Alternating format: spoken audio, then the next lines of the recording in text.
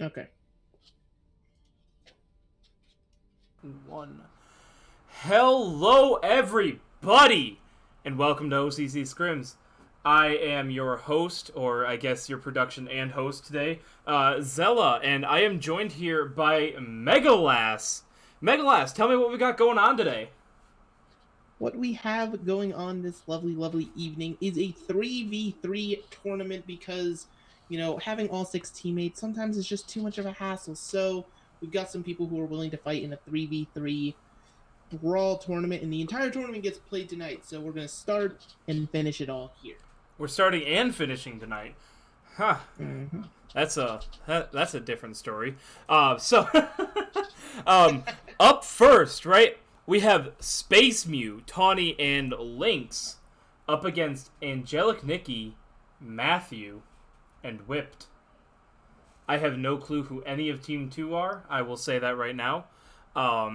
So I don't know what to expect from them. But I feel like this is still going to be a little bit interesting. We're just waiting here for Lynx to get her PC booted back up because their dog apparently pressed the power button on their PC. Mm-hmm. So that's always, fun. And 3v3 is always a different kind of beast. It's not one of those things where you can get too deep into it. I guess there's a meta of sorts. Is Kind there of like really the though? capture. There is. I just don't know what it is. I mean, I've seen it capture the flag meta before, so I think there's definitely got to be a meta for 3v3. I suppose. So for tonight, all the rules and everything, we got to get that out of the way. The score to win for a game is 5. You have to eliminate the entire enemy team 5 times.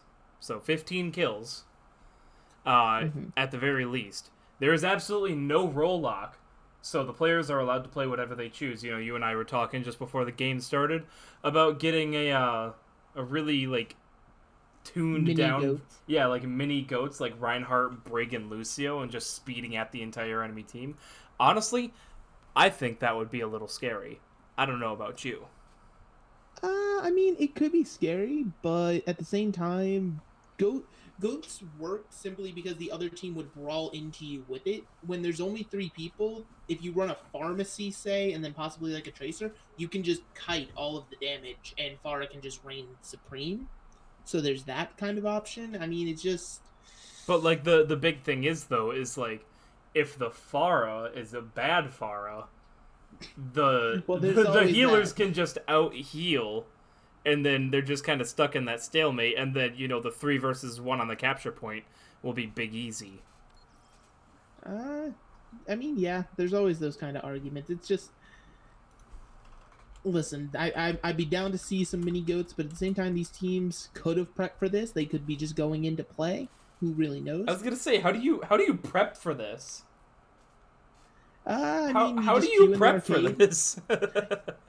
I don't think there's a scrim finder for 3v3 nowadays. It might. I was gonna say, yeah, we are still waiting for Link's disease.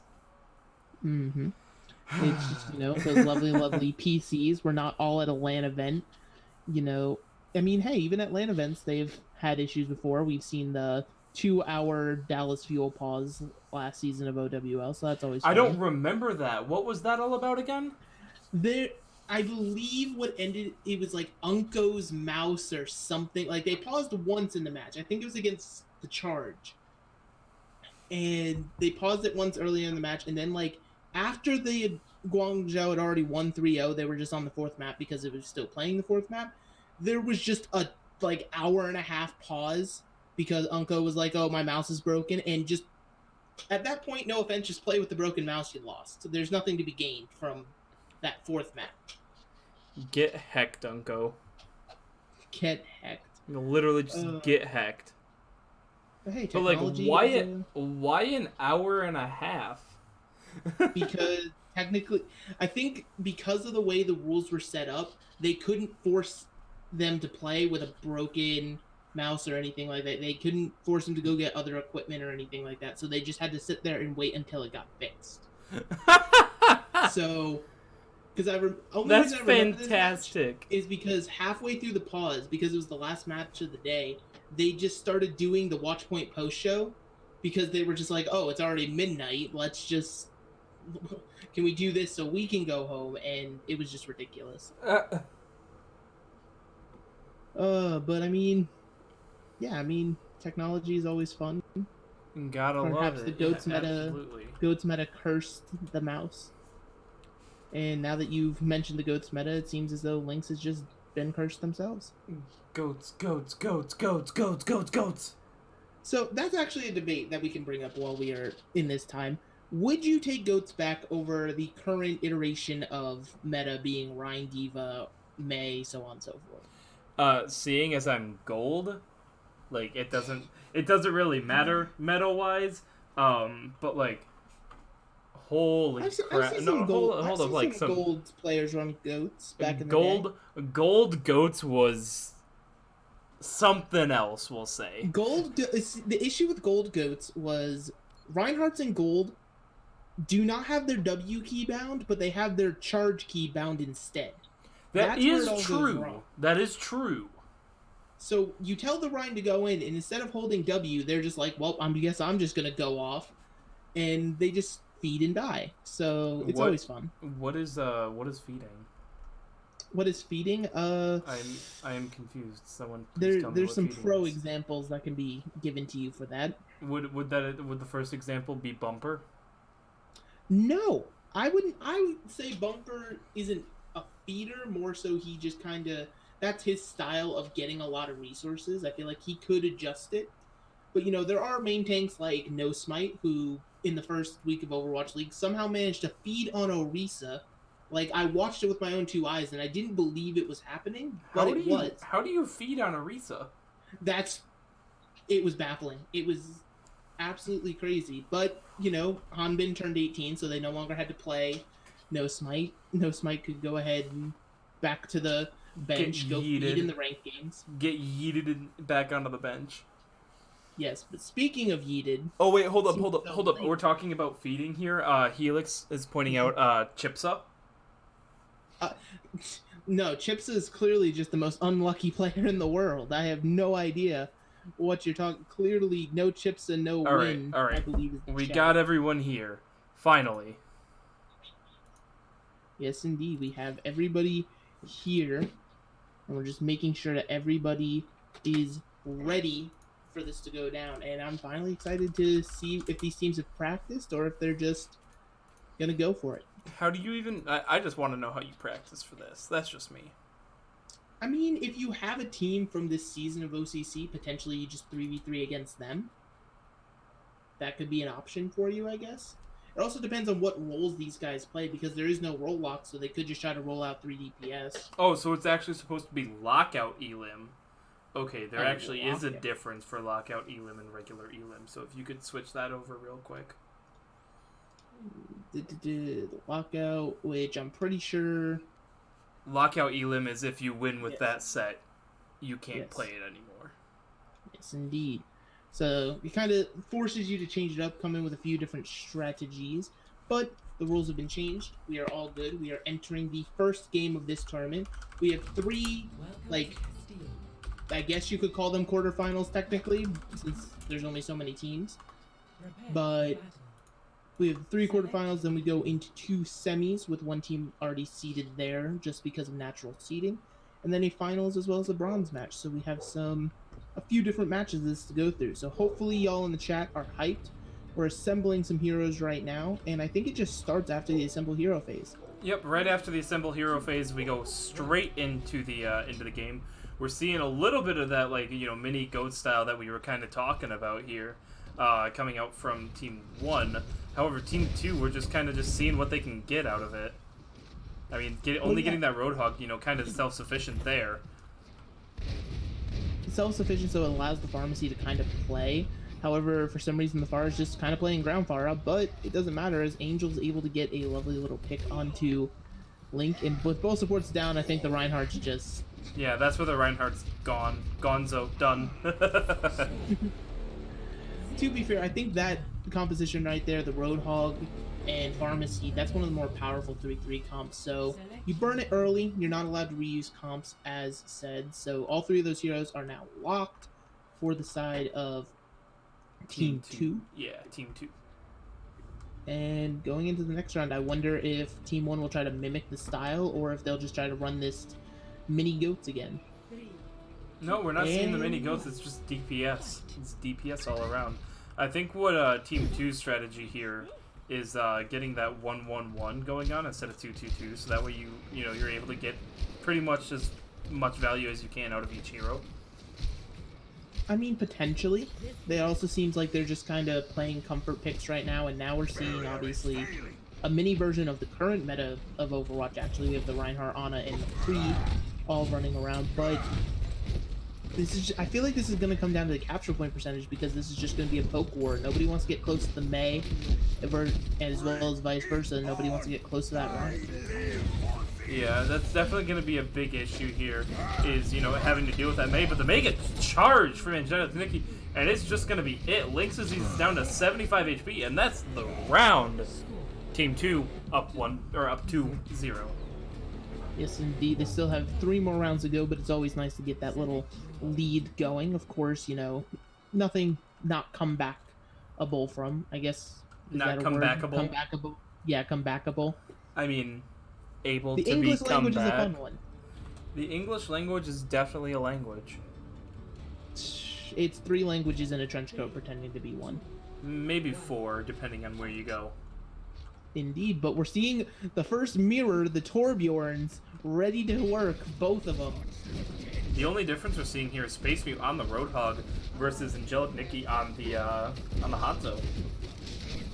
I think the Roadhog, unfortunately, is going to win that kind of sustain war simply because of self-healing. And as I say that, though, Whipped is able to take down the counterpart. We found out who the better Torbjorn is, at least in this specific instance. And moving forward, I think this Roadhog has to get a pick with the hook, otherwise it's going to be another shutout round.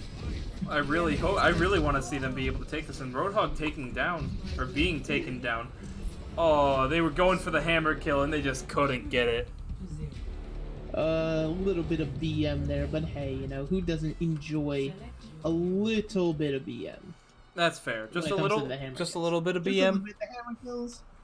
The occasional tactical crouch.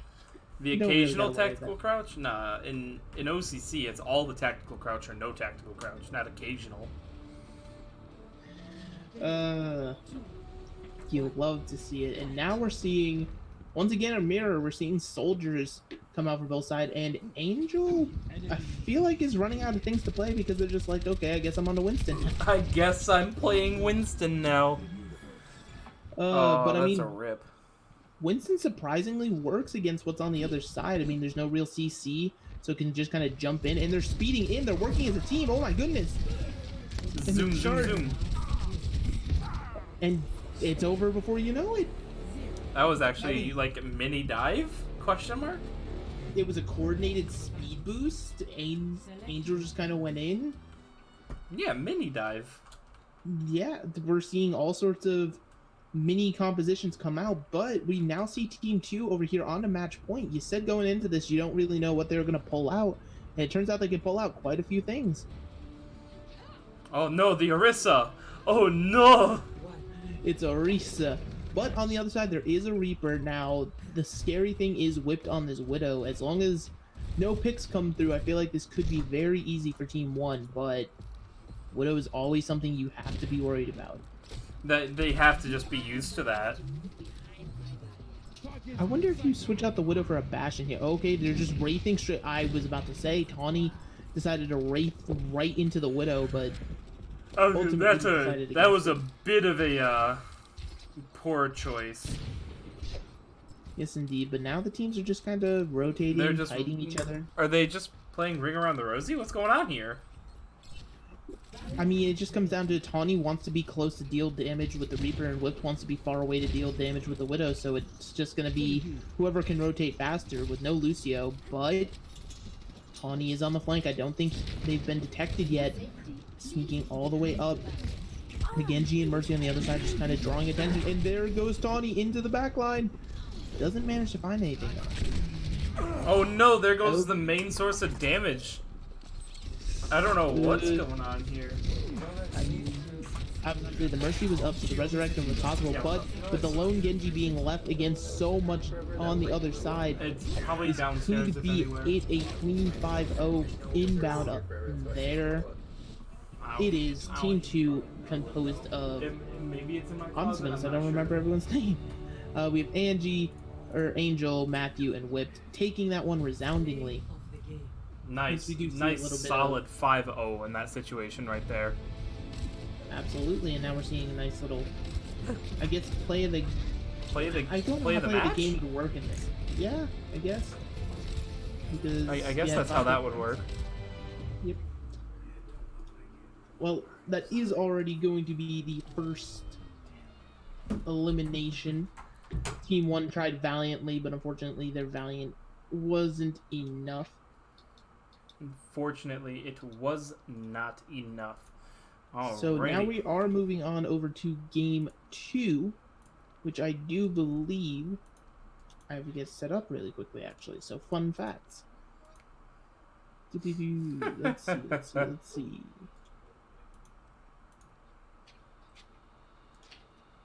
We just want to make sure we're getting what we need, you know? Mm-hmm. What we want. What we need. Yes, indeed, what we always need.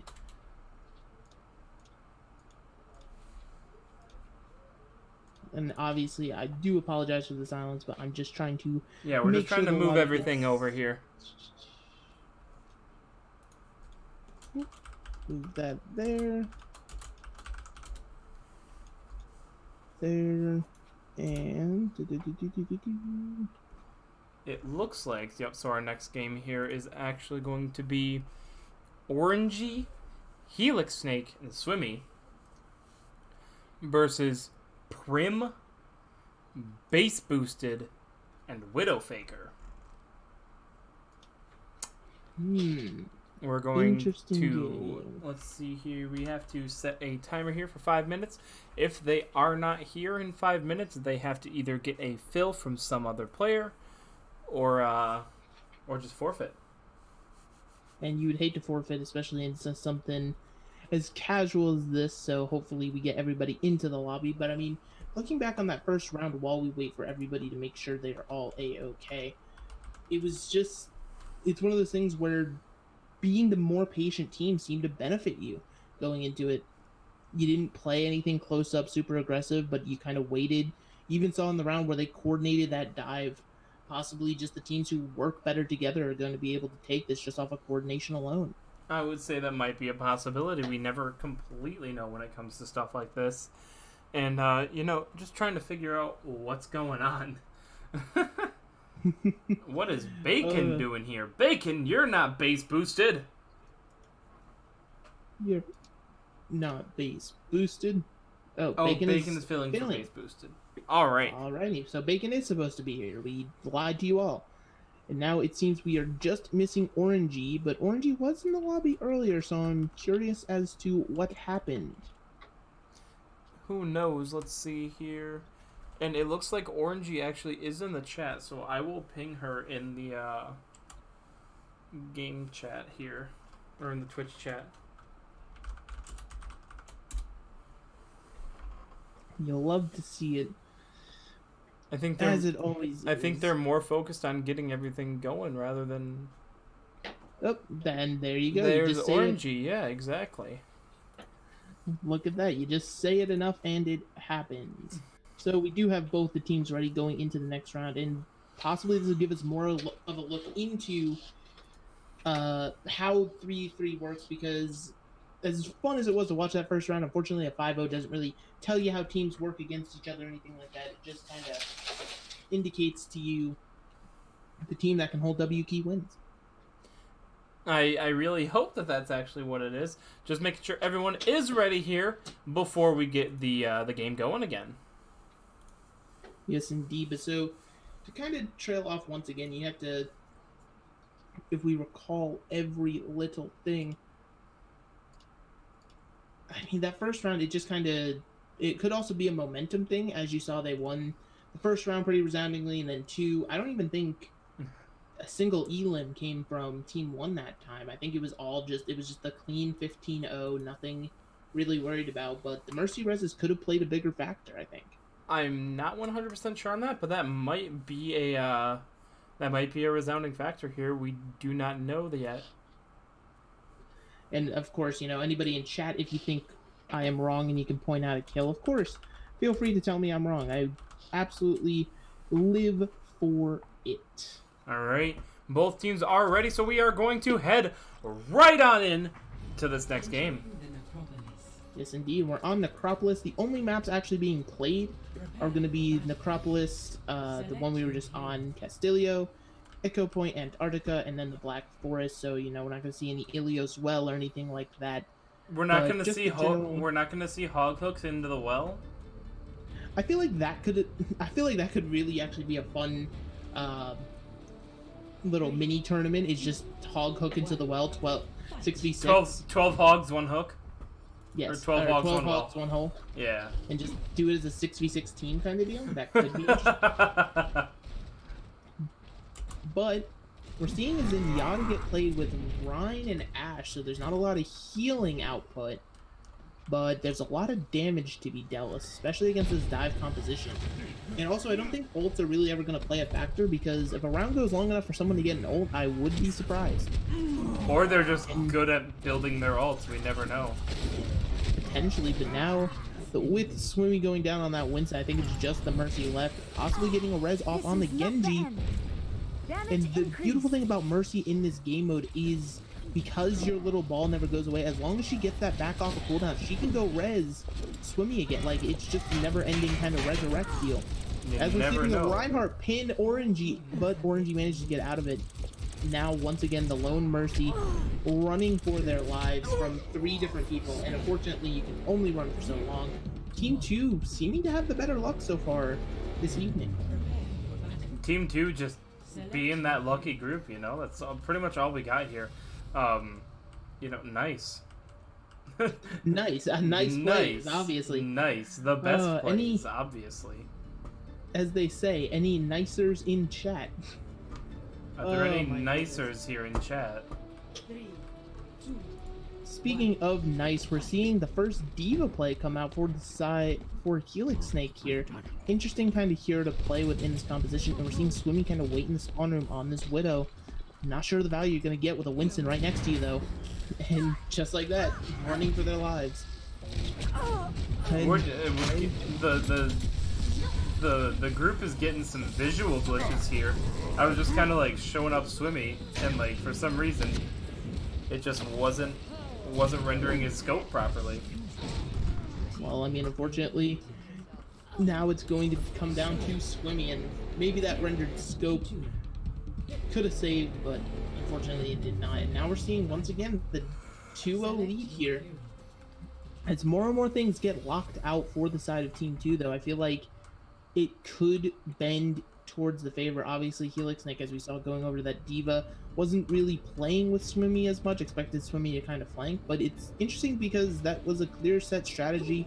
So these teams did prepare for this. They're not just going in blind. Well, some teams did, apparently. We do have the Widow, Orisa, and Bap coming out here. It's a bit interesting, if I do say so.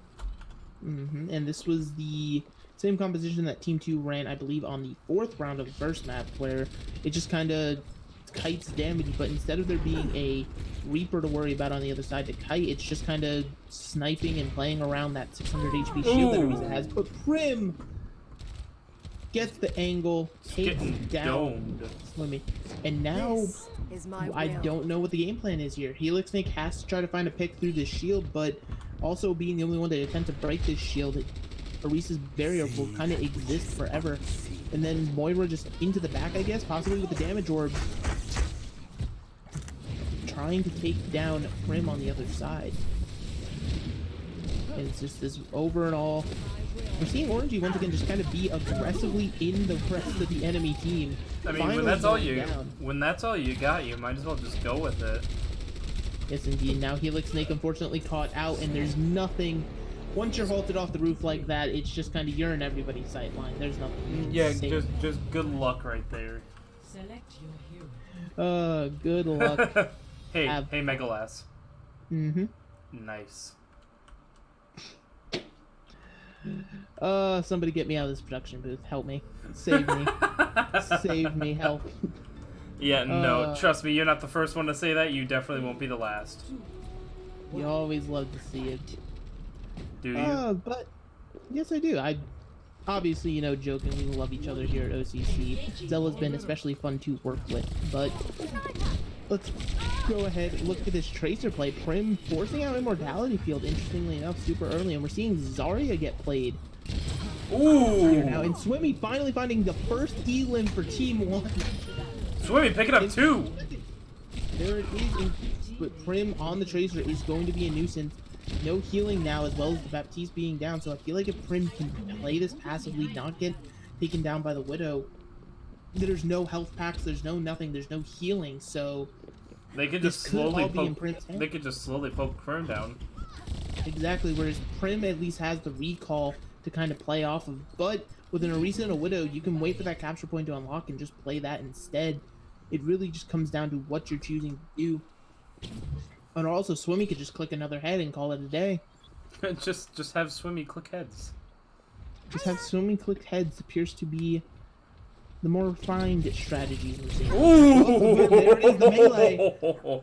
So Swimmy is down. It is now the lone Orisa Helix Snake. Oh, not playing that shield all too well. It's just gonna come down, and there's the Hulk, but Helix Snake manages to do it. The first round, Team 1 has won. Team 1 will not get shut out this evening. Helix Snake decides to clutch up after Swimmy did all the damage the first time. Did you just call him Sammy? Listen, I have a few friends called Sammy, and I saw Swimmy, and I was just like, Sammy, of course. Mm-hmm. That's what they all say.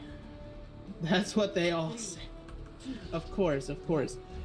And now we're seeing some kind of new mix-ups. We're still seeing the Mercy come out for the side of Team 2, you know, Widowmaker. The Mercy is just so vital if she can get those resurrects off in this game mode. But on the other side, Helix Snake on the Roadhog, I feel like a lot of damage is not gonna...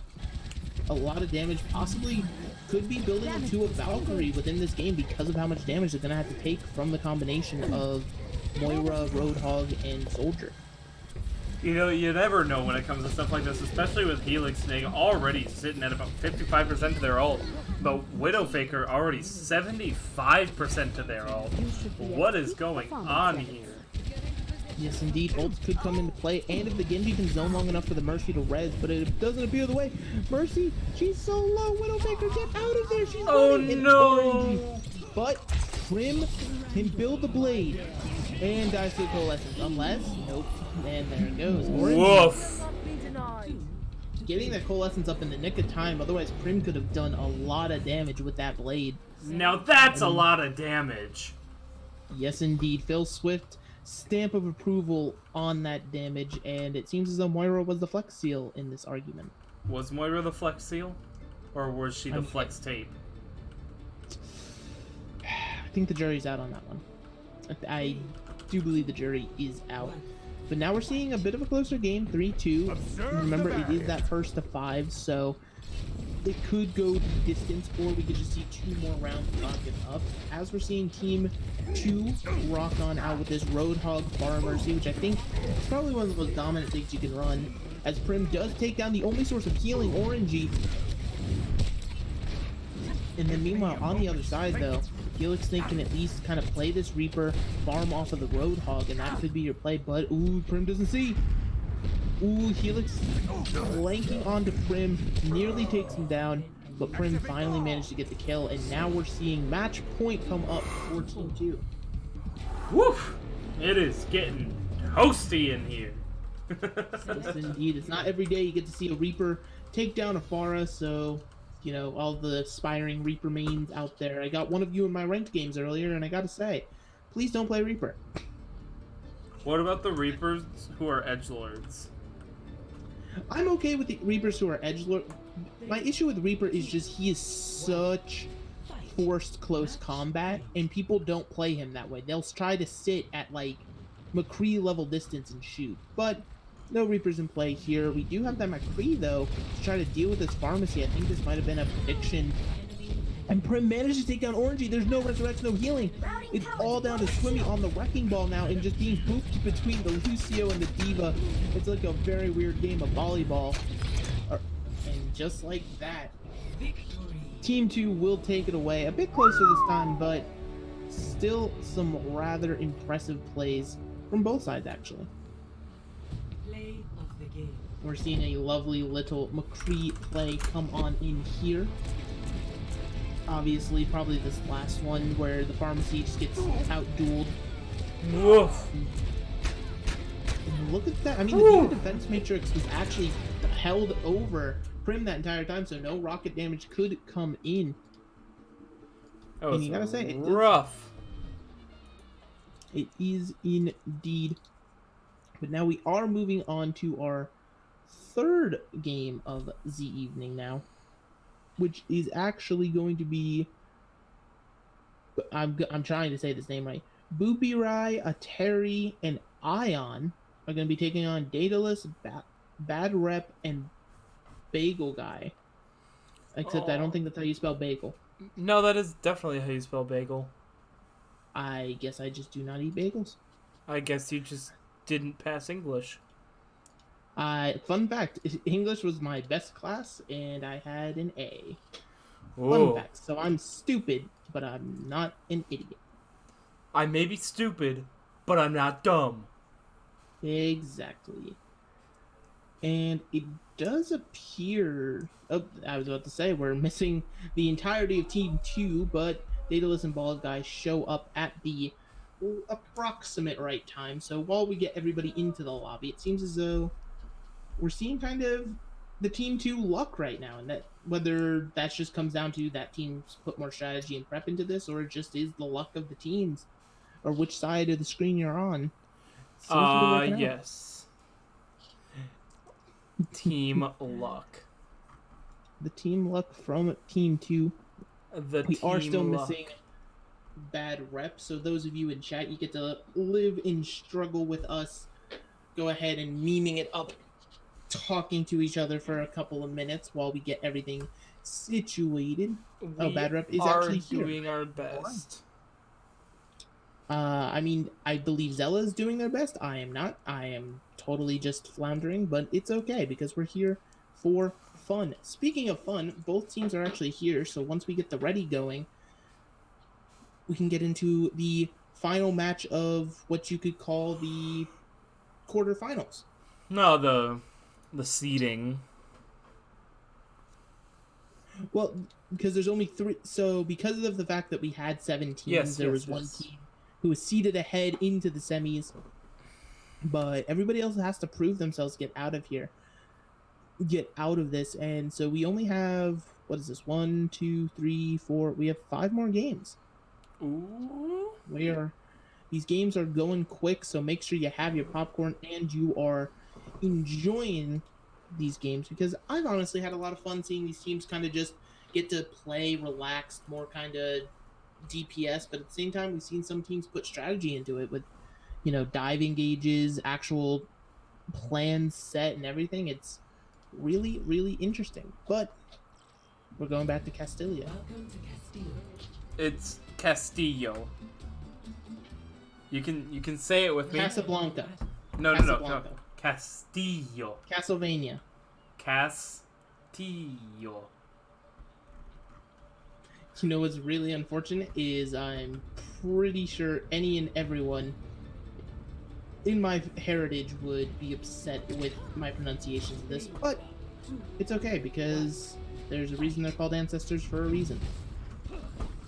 Going into the sky, we have a pharmacy, and nothing really to counter on the other side, but a Hanzo and a Zenyatta just truly trying their best. I mean, Bagel Guy possibly getting a Discord down, and just like that, the Resurrect could come through though, so they do have to guard the body. Resurrect can come anytime. Now Ion on this Wrecking Ball just dealt to half, immediately down to 1 HP, running for their lives, and gets hooked. And just like that, the round collapses. Woo!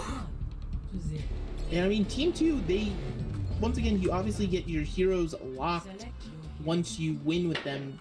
they didn't really lose any super important heroes. Obviously, the Roadhog, I feel like, is very good at just kind of being able to turn a fight around 1v3 because of the pick potential and the self-sustain. But other than that, I mean, you traded a Zenyatta and a Hanzo for a win. I think that you'll take that any kind of day when it comes down to the 3v3. And we're seeing Team 1, Astery and Boopy, run this again with Ion on the Wrecking Ball. Possibly just something they want to run till it wins. But now Daedalus is on the Widowmaker, so that's something to keep in mind and always be worried about. But it seems like Ion's creating enough disruption to where the Widowmaker isn't too much of a concern to Pharmacy. You know what? The Widowmaker is always a concern to Pharmacy, even if they're not super good, the way that I've always seen it. Mm-hmm. Just that's how I've always seen it. It's just like, even if the Widow can only hit body shots, that's still pretty freaking dangerous. Well, it comes back to the kind of argument about Widowmaker as a hero of you don't have to fire a shot, just your existence changes the scope of battlefield. You have to play around sightlines. As you're seeing Astery and Boopy, they're playing around this tower extremely well because they know Daedalus on the other side is hunting for their heads, and Ion's creating quite a bit of tank distraction on the ground to try to open this up. And now we're seeing Astery go in alone trying to get this pick onto the Widow. Is it going to come through? And nope, Daedalus is going to get the first pick off with a nano boost actually coming online. Ultimate build, the Sigma does a little bit of damage, but I think it all came down to the Ana there at the end. Building the nano as well as hitting the anti-nade to get the final kill. This is just one heck of a game going on right now. You know, we've always, as you were saying, you know, Team 2, always and almost forever, getting those wins. I mean, but if you're going to break the curse of Team 2 always winning, you got to start it somewhere, and I think it is possible. It's just a matter of they kept trying to force that Pharmacy. Daedalus trying to predict it when it went free, but there's no Pharmacy to worry about on the other side. And now the Ryan's been halted away from the rest of his team. Could be an opportunity for Astery to run in and manages to do it and pick off this support, which means Bad Rep will stay at half health. Daedalus technically at full for now, but taken down at Astery along with the Orisa holds. Turns that fight around pretty resoundingly. That was a pretty solid fight, and that halt coming off of I believe Ion was just absolutely whack. Yes, indeed. I mean, I guess you could even say it was a pretty nice engagement for the side of Team 1. Nice. It is nice indeed. And now we're seeing the mini dive once more. The Winston, the Lucio, and the Genji, what we saw before. On the other side, we're seeing the Pharmacy get mirrored, but instead Bad Rep is on the D.Va versus trying to run, you know, what we saw before with the Wrecking Ball. So, interesting kind of concept.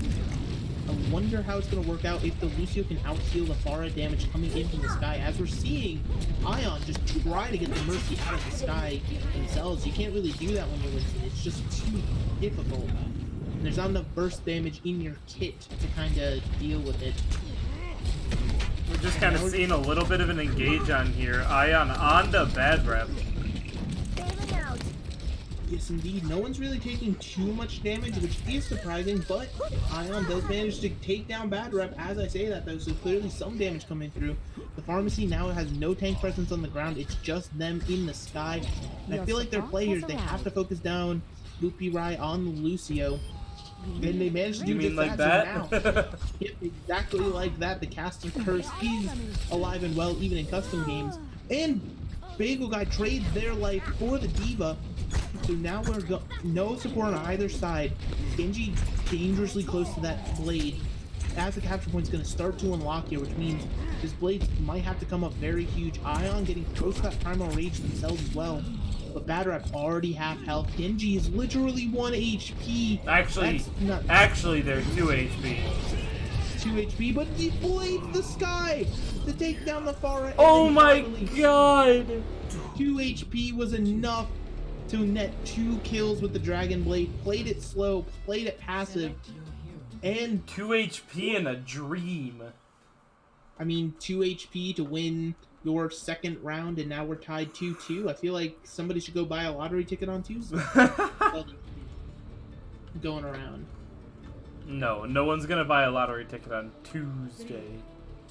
I mean, if you're this lucky, I mean, with all these twos running around, I feel like it might be Asteri's kind of lucky numbered even. But looking at the compositions once more, we're seeing Hoopy over onto the Ana now, so kind of being able to heal at range allows the Doomfist to kind of go in if they want.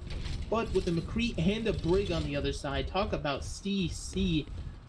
Doomfist is kind of forced to just play passively and wait, and Doomfist is just kind of forced to vibe.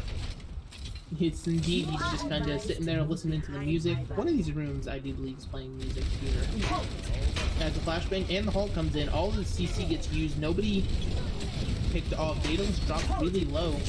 And the one downside to Bagel Guy being on this Vegeta is unless they're in a brawling kind of engagement, there's going to be no healing. Bagel Guy incredibly low, but trades the Diva mech for it, so they'll take it. Diva is still going to be able to rebuild ult extremely low, gets down to 1 HP, and Bagel Guy goes down, so now there's no healing. Ion knocks Daedalus down, and Ion just cleans it all up themselves, not needing their honor or Doomfist.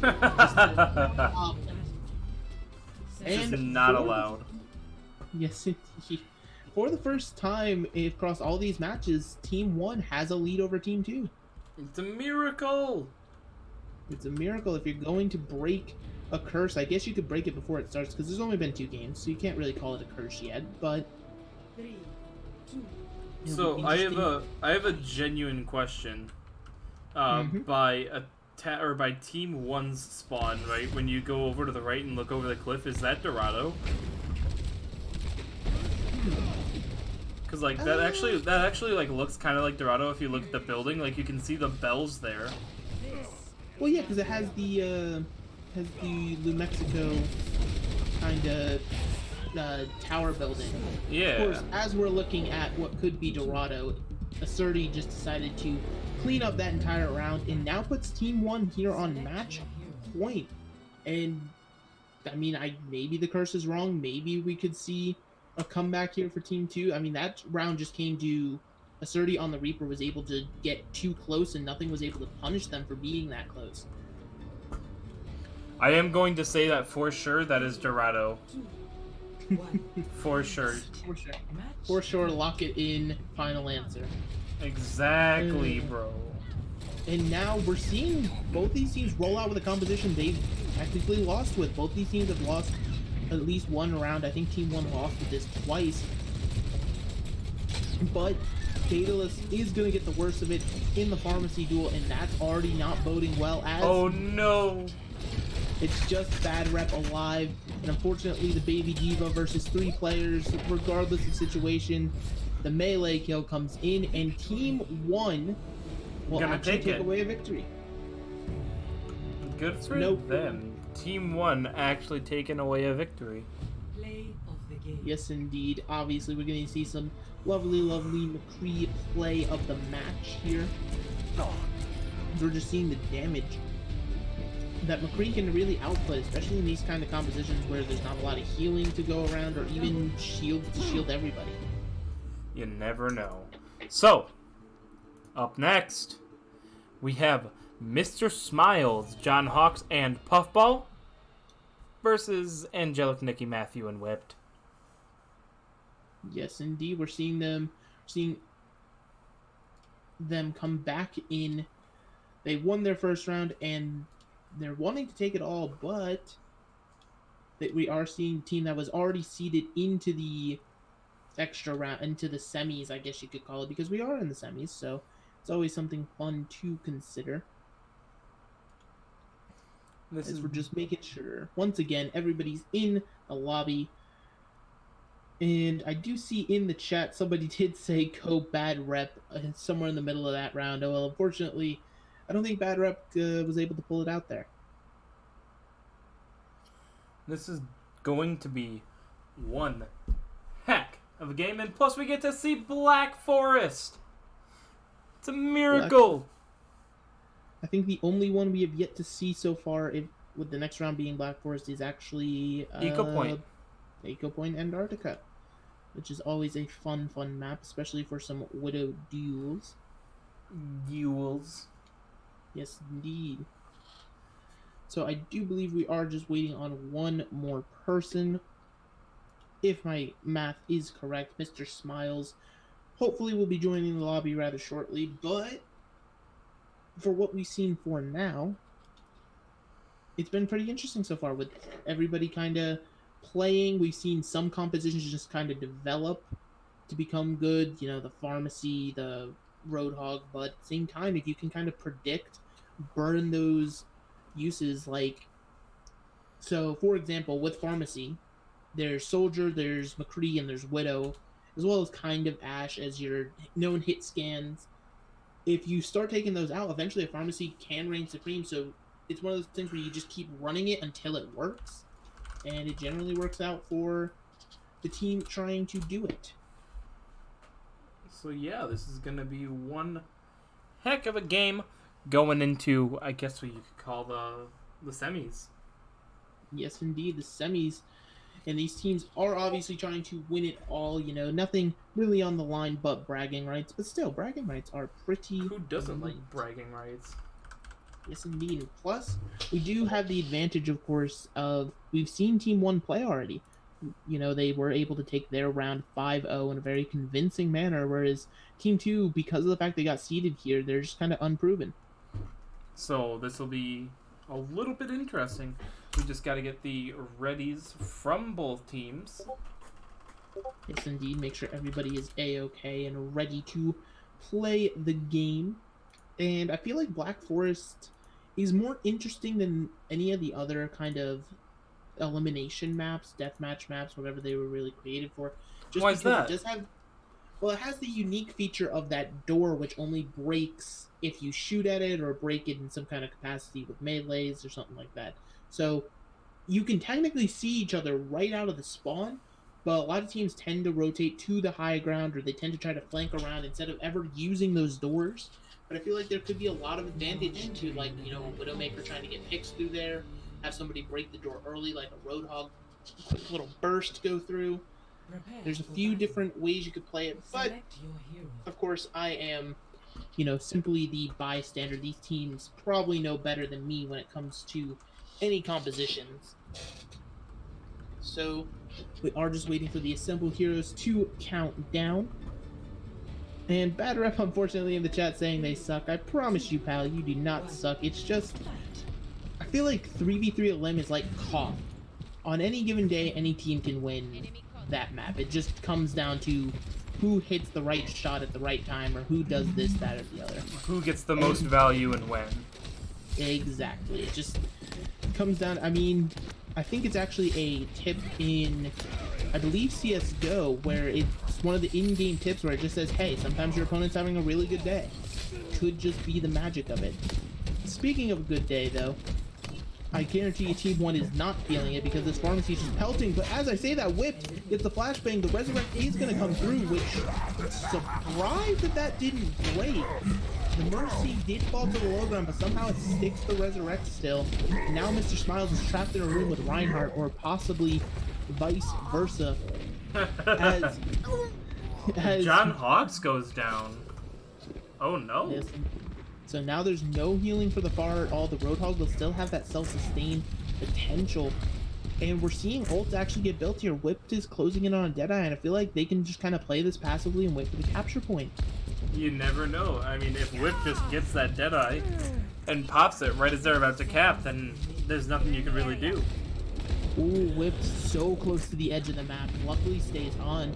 But now you kind of have to re-engage this as the Roadhog. You can't expect your very low HP Pharah to do it.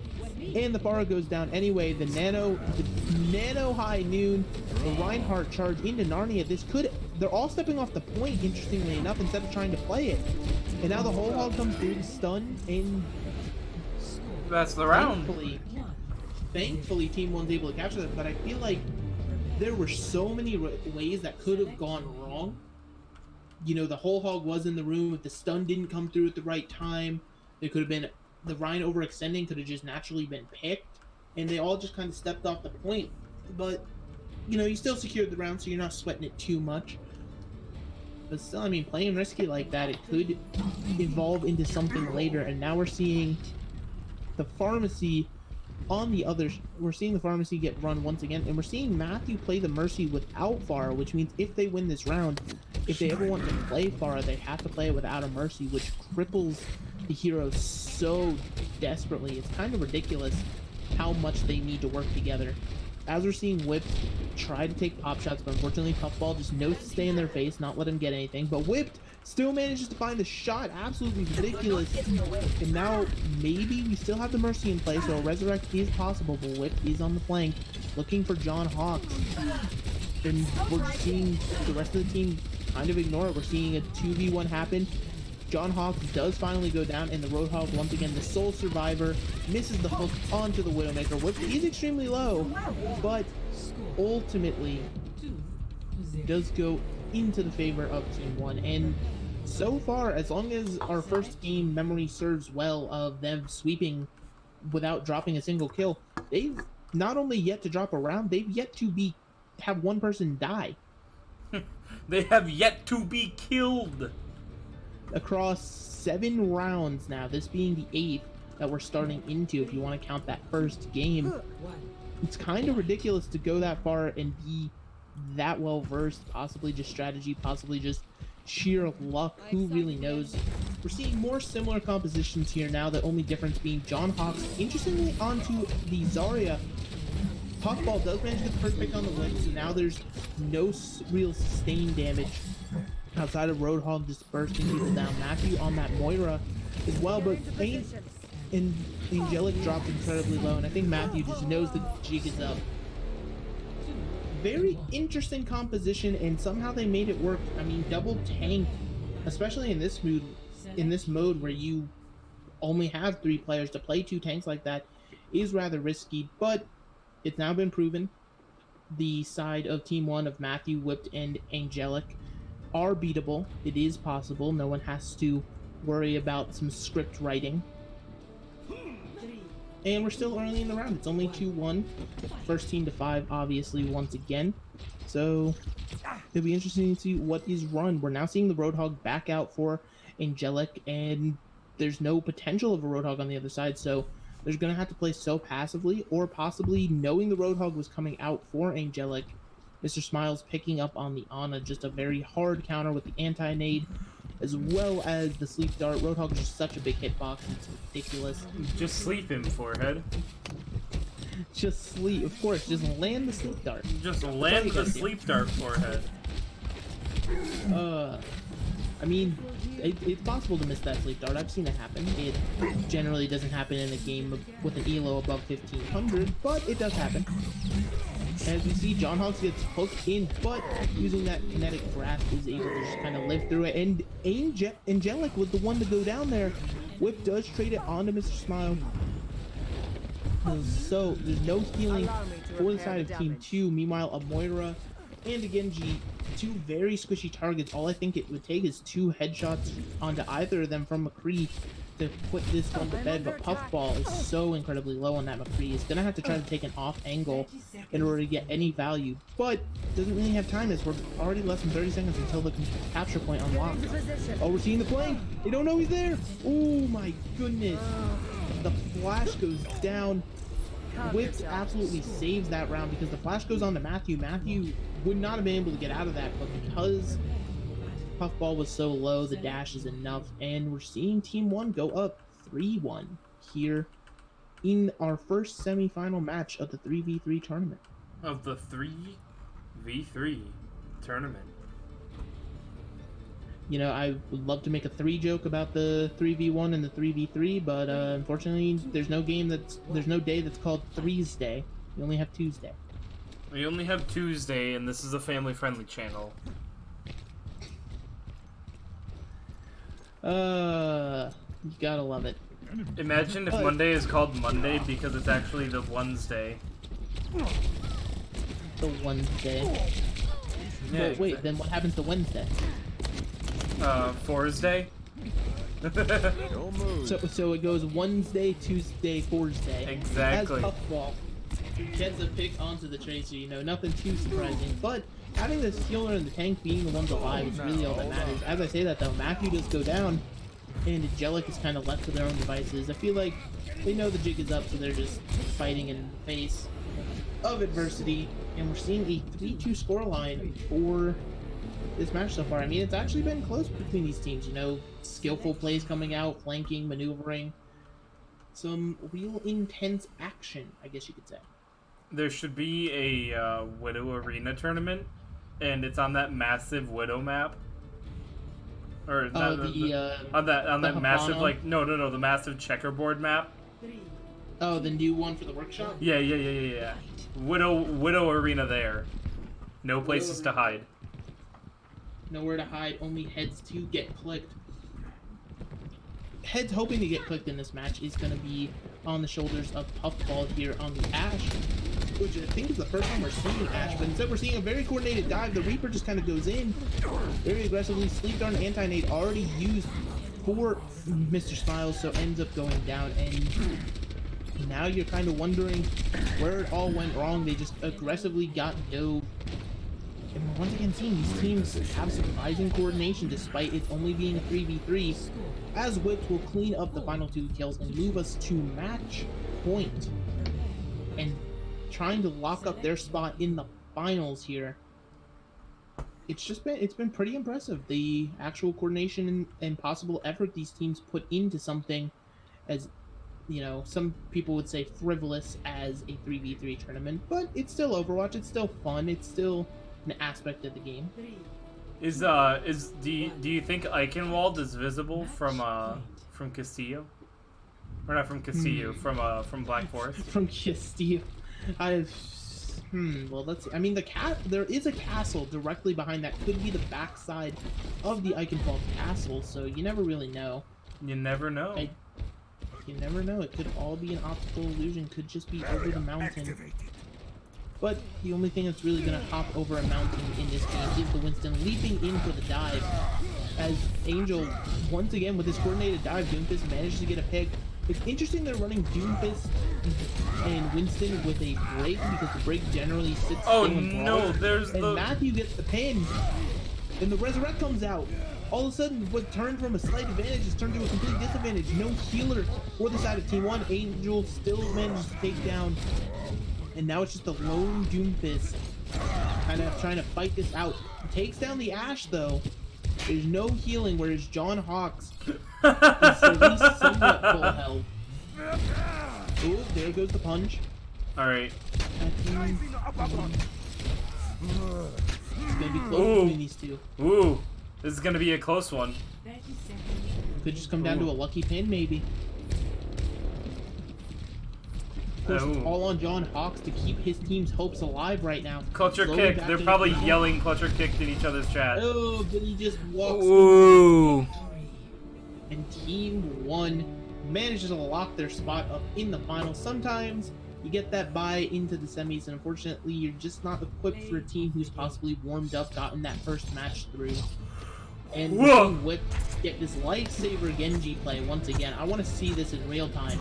The realization that the flank was coming in was absolutely superb. And so, yeah, woohoo! Really, yes, as Mario would say, Yahoo! Yahoo!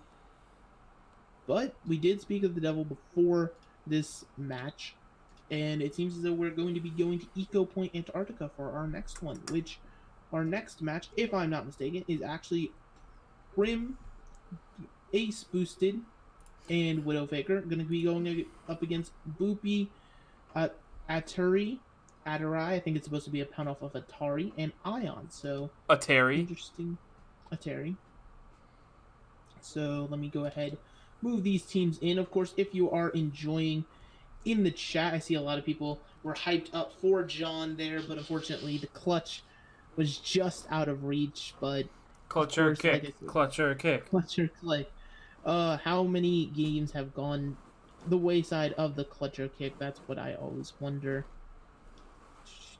I'm just moving everybody rather slowly, so I do apologize, but I just want to make sure I'm putting the right people in the right places. Mufasa, you have to Mufasa.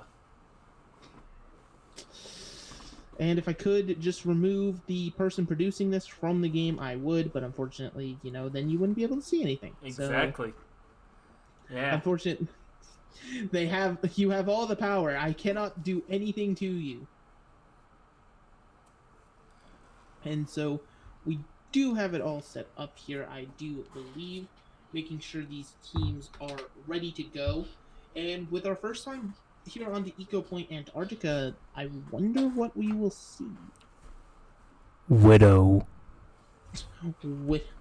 Widowmaker is a hero in the game of Overwatch. It is potential to see. Could we see the hometown hero, I guess you could call it, of May? Lots of tiny little chokes to make even tinier with her wall. There's always that kind of potential. That's fair. I feel like we will see Roadhog. I feel like that's... Is there any heroes we haven't seen, actually? I don't think we've seen Tracer yet. No, we did have a Tracer on the nighttime one. I know that doesn't narrow it down. Not Sanctum. Necropolis? Necropolis, there we go. We did have a Tracer on that one. It was the clutch round where... Oh, yeah. Someone came up big. I don't remember. I think it might have been Prim, actually. Bastion we've yet to see. We've yet to see Symmetra. Just trying to think of, tanks or supports we haven't seen. I think we've seen everyone. Everyone that isn't a Bastion or a Symmetra, so... It is nice to see the variety of heroes that is coming out. And we are ready to get into our second and final semifinal. I mean, I guess it's called a semifinal. Second and final semifinal. I mean, yeah, I pretty much just broke down the word semifinal there. The definition is there for you all, so I'm just helping you all. Why must you be like this? Because I am clearly the English tutor for the OCC. If you need help with your English homework, do not come to me. I will be useless. But not useless is the teams we see playing right now. We're seeing the Genji and the Lucio mirror, actually, the difference between Reinhardt and Winston. So more divey versus more being able to kite and deal damage. And in that close range engagement, Reinhardt always has the advantage, so I feel like it's going to come down to the side of Team 2 to kind of get a pick off onto potentially Widowmaker or Prim before going for that Reinhardt. That's really dependent on who their their healer is, or who they're working with here. And this is the first dive attempt ultimately fails, as Luffy does actually manage to get a pick onto Prim in the very, very end, so possibly working out in their favor. Widowmaker dropping incredibly low, base boost with one left alive, charges into their own demise, and that will be the first round going the way of Team 2.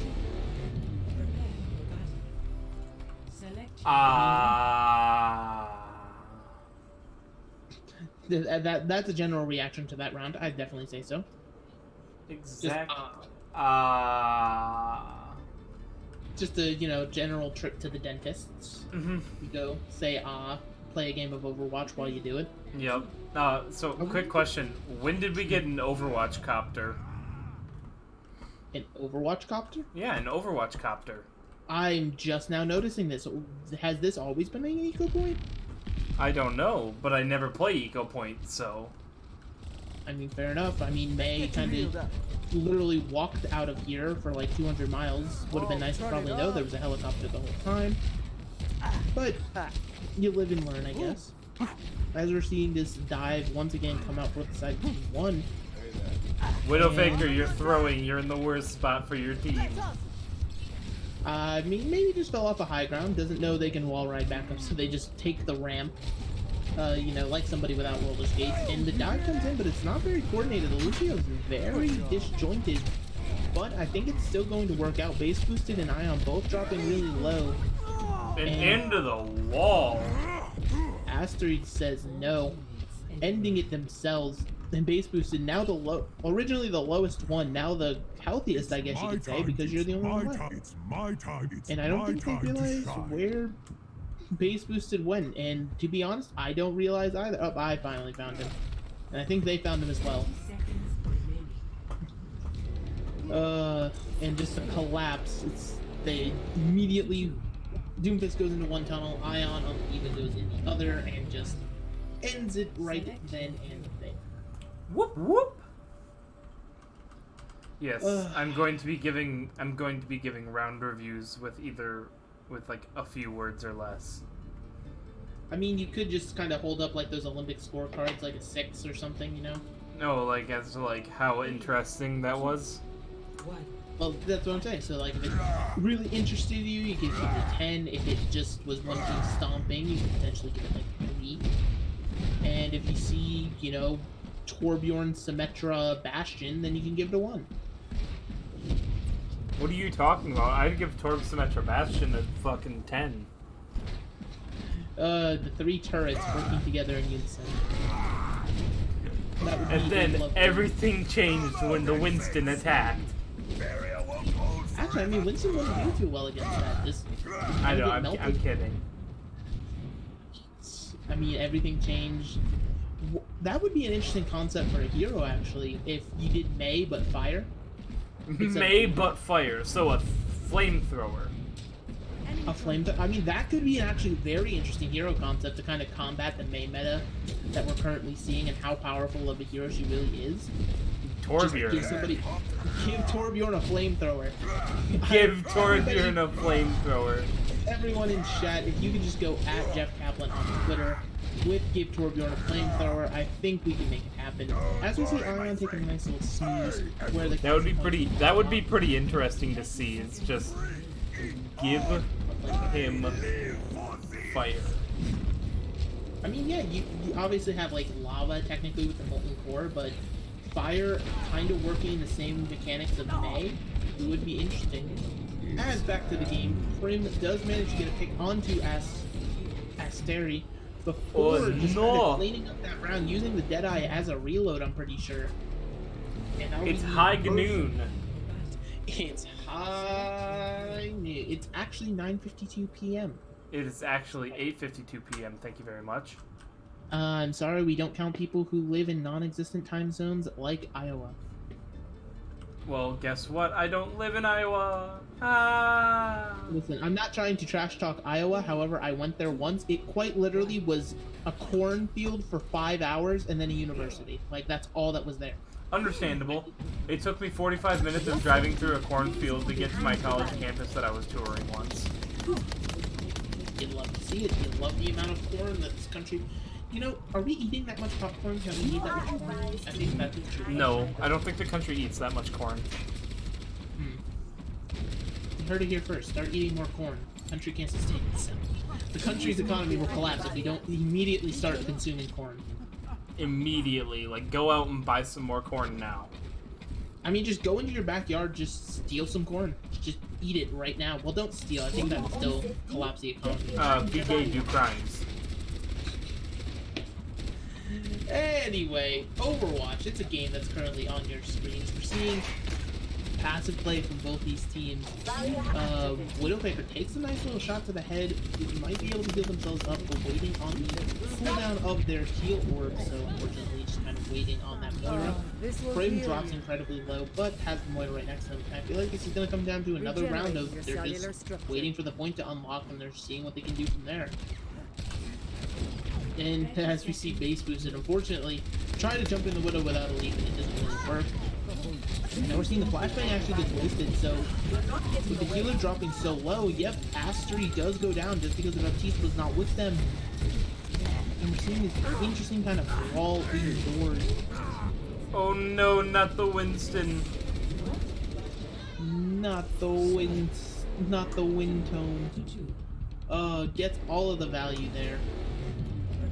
I feel like that's always fun whenever you join in and do a comp game. Somebody picks Winston and they just say like wind tone or wind chimes. It's always just a fun little relaxer. Okay, can you imagine what the pitch meeting for the Overwatch copter was? all right. Overwatch. Rafflecopter. But with a copter. Guys, I don't believe this is Hero 32. Actually, we've revealed it here first.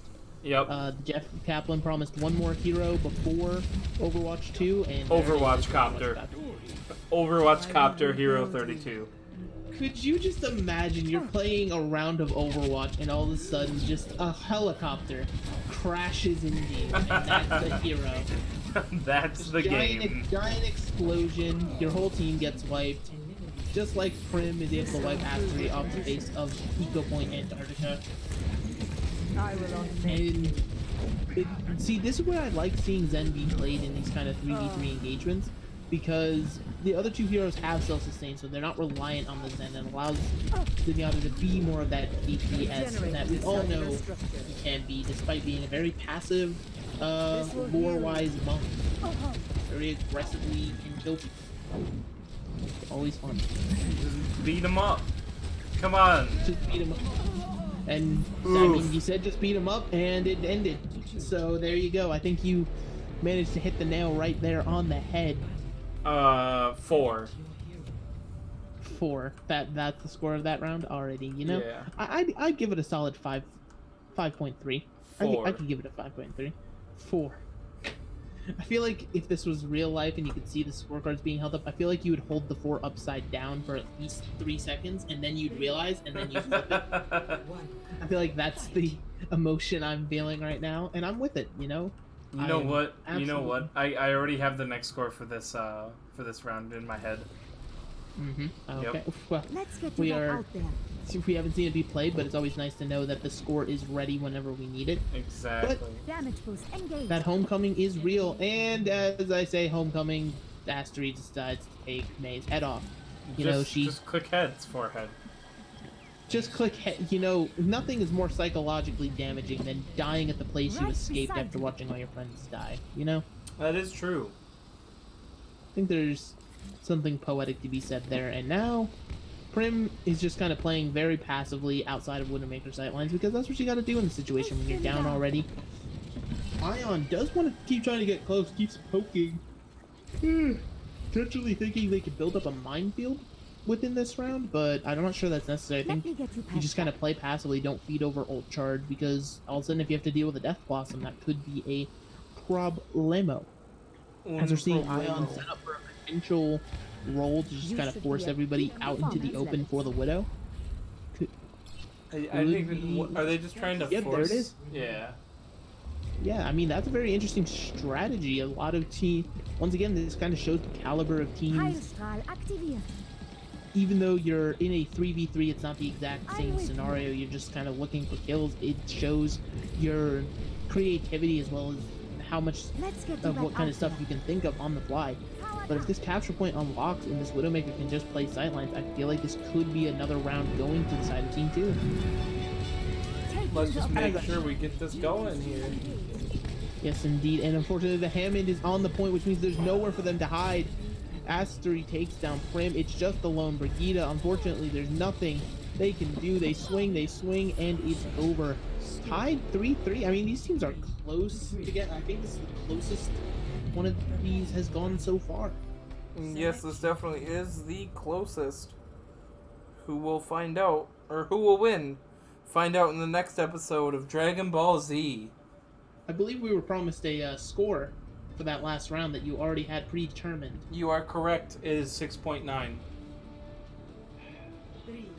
You know, there was a part of me that expected that, and there was a part of me that was like, no, we're clearly we have some intellectual, savvy connoisseur level things here, and unfortunately that's exactly what I got. I got stuff that was just too intelligent for me. Speaking of very intelligent, big we're seeing a brain. diva. We're seeing a diva borderline feed, but it's okay because Prim is making it count by getting the pick onto Aseri, following it up on Poopy Fire, and Ion now the lone remaining. And I feel like we've seen a lot of rounds tonight go the way of Roadhog is left by himself. You know what? No child left behind. So, a little bit off topic, but I actually want fun fact about the No Child Left Behind Act, and I actually researched this back in high school, and that's the only reason I know this. It does not guarantee a child's education in history. That's interesting. It promises 4 subjects: English, Science, math, science, and arts is actually required by the No Child Left Behind Act. Yeah, History is not yes. required. Yes, art is required, and then it's an elective in high school. But you have to retake history in high school. Well, yeah, but specifically for the act, it's Yeah.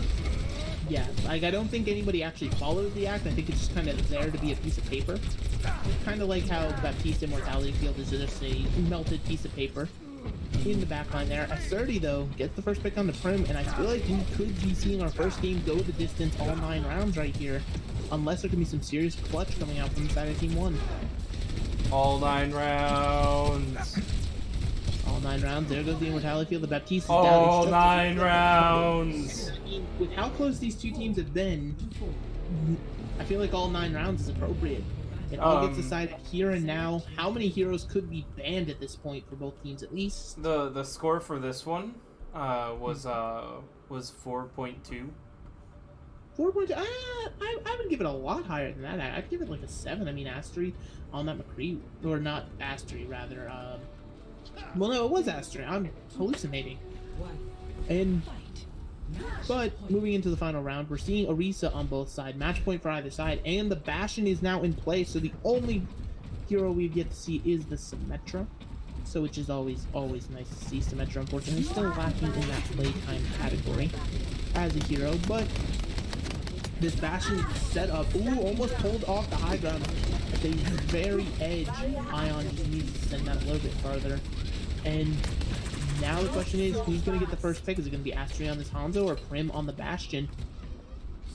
And already Team 2... We will find out indeed. Team 2 already set up on the objective, kind of pretty much just ready to wait for that time to expire and bring us to the capture point. But the issue is that they're giving up a lot of high ground here. They are, but if they can survive till the point unlocks, then it's worth it. It's just a matter of getting to that point. Also, Widowmaker 55% to an immortality, or not an immortality field, a ultimate, making that 75% after using the immortality field to save base boosted from near certain death of some headshots coming in. I believe Storm Arrow. And the Orisa gets yoinked down onto the low ground. Yes, indeed, and Prim is now with them.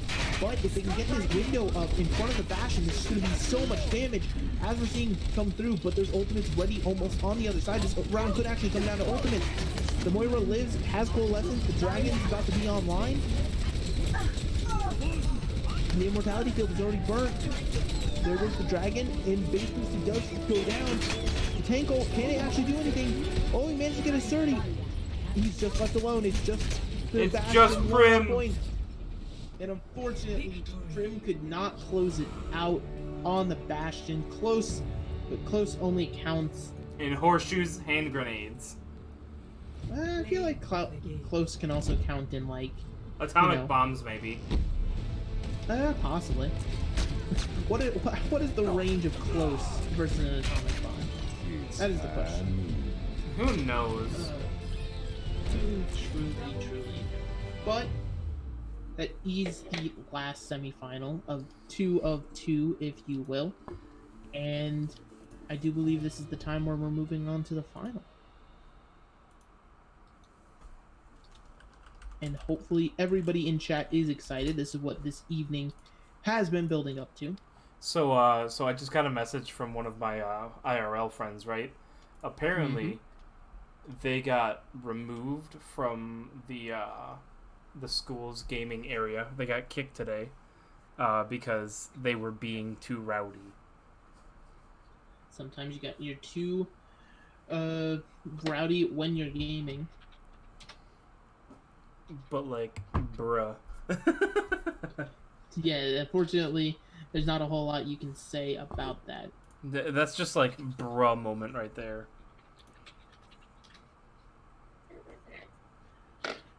But I mean, it is always fun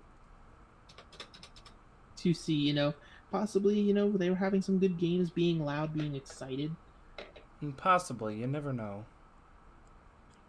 But I think the really exciting game, the really exciting thing is this finals. I mean, we've seen Angelic Luke, Matthew, and Whipped being now on Team 1, they've just kind of...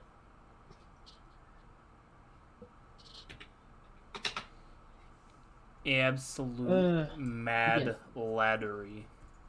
Yes, indeed. They've been dealing a lot of damage. Looked a little bit closer than they maybe like on that last round, but still they managed to pull it off. Whereas Boopy, Astery, and Ion, they've been really close with who they're playing. I mean, it's kind of risque, if you will. So Kind of risque. As we are just waiting for the teams to give us the ready so we can launch straight into this final round. Tell us in the chat right now if you are back in either of these teams, or if you're really just here because you're curious, watching and seeing what happens between these two 3v3 elimination teams. I mean, there's really no other way to put it. Are both teams ready? Yes, indeed. Both teams have given us the ready, so we are going into Black Forest for the final one. Eichenwald is in the background. You heard it here first. Select your hero.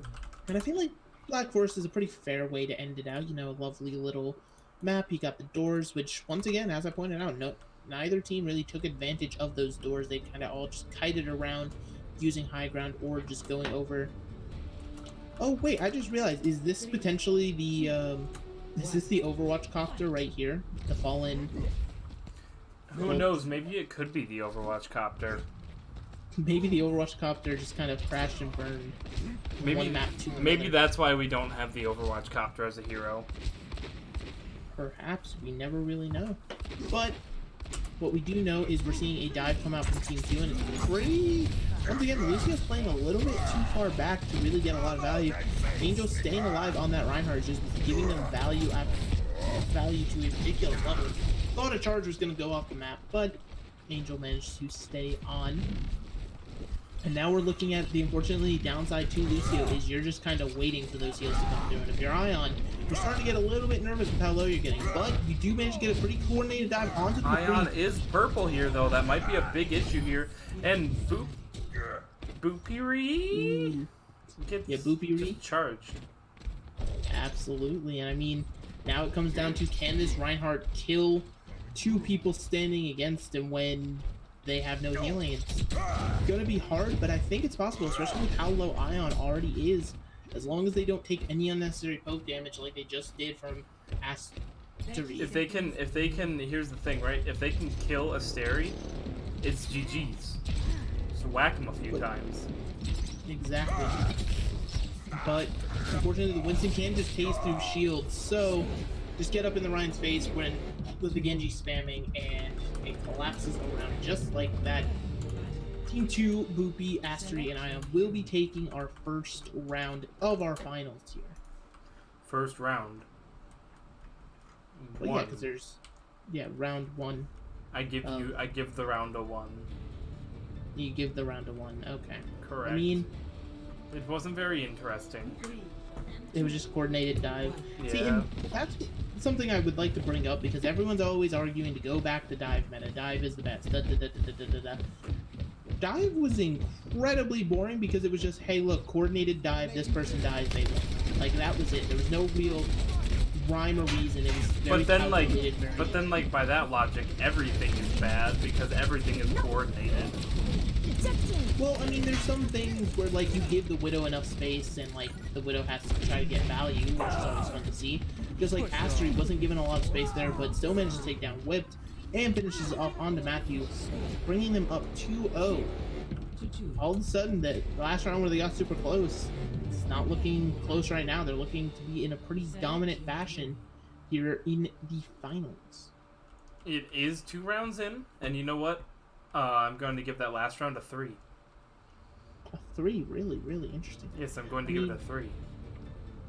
I feel like I could give the round a 3, but I think I'd have to give a sturdy at least a 5 on that 3. And yeah, the round overall was a 3. Yes, indeed. But going on to this round now, Asuri's onto the Reaper, and I'm not sure what a Reaper's going to be able to do here. I feel like everybody's just going to kite the damage, get far away, and the Reaper's not going to get value. But as I say that, Whip just decides to stay too close for comfort. Oh my god, Matthew getting completely rocked. Sigma loves rock and roll music. You know, that's actually a composition I always wanted to see because I've always thought about how it would work. Call it rock and roll. Do Sigma and the what's his name, Hammond? No, it's not. Wrecking Ball? It doesn't work. I mean, It doesn't the work. their ults can combo really nicely. But That's that's the only about synergy it. they'll have. Yeah. One. That's the only synergy they have, but that's always just been an ult combo that interested me because you pick them all up with Sigma and then just lay the minefield beneath them. They have nowhere to go.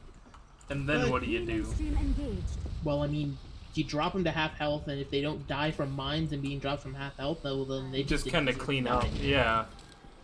They just didn't deserve to die that day. It's just unfortunate. But they're gonna die anyways. Increase. Well, yeah, of course. There's just too much damage.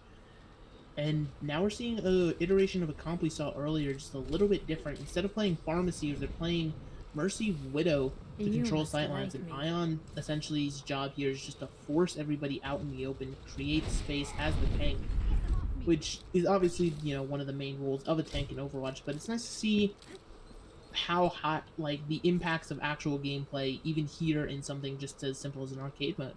You never know what's going on. Like with arcade mode, it looks like they are rotating down and just trying to stay out of that Widow sightline.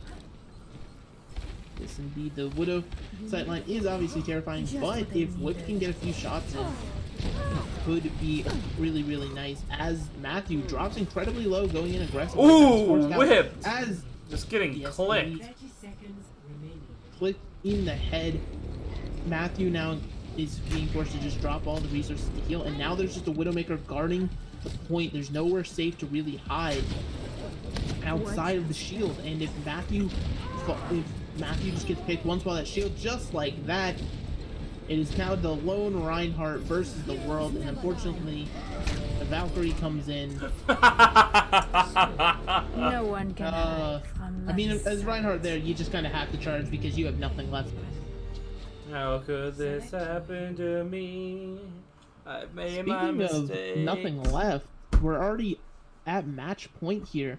In order for Team 1 of Angel, Matthew, and Whipped to bring this back, it's going to have to be a complete reverse sweep. But I think, based on the rounds we've seen so far, right now, Boopy, Astri, and Ion are just in such a good position. Favorable. I mean, it's just, oh my god, the doors have actually been used. Yes, indeed. There it is in the potential final round, I should say. The doors finally do get used. The Doomfist swooped into the air, gets no value out of that slam, which is unfortunate, but already gets the first pick onto Whipped. That's not looking good already. And Purple goes down onto Angel, no healing onto the 4-4 Roadhog. And it's just Matthew on the honor, running for their lives. And accepting jump their off. fate. Yes, indeed.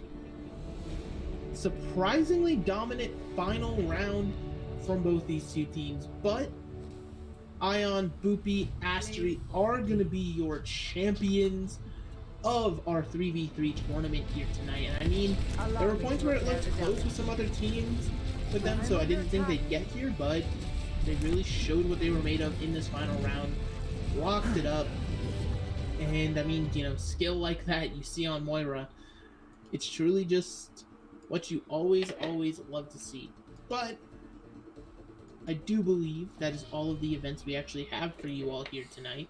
Yep, it looks So- like we haven't. It looks like we just don't have the bronze match going today. So unfortunately, that, from the looks of it, will be all. It's always nice to see that go down. I mean, did you see anything interesting, Zella, or do you just kind of have fun with it? You just produced it from the side and were like, okay, this was a game. My reaction was just, okay, this is a game. This is a game that is happening. Well, as much as I would like to do a player of the match tonight, I just feel like too many teams, there's too many players. You could give props to pretty much anybody on any team who won a round because there was just clutch plays kind of coming out from left, right, and center, and that's just the nature of this game mode. So hopefully everybody had a wonderful, wonderful evening. Once again, you have to shout out to your 3v3 tournament champions, Boopy, Astery, and Ion. Really managing to get it done when it mattered. But I think we are done here this evening. That would be all today.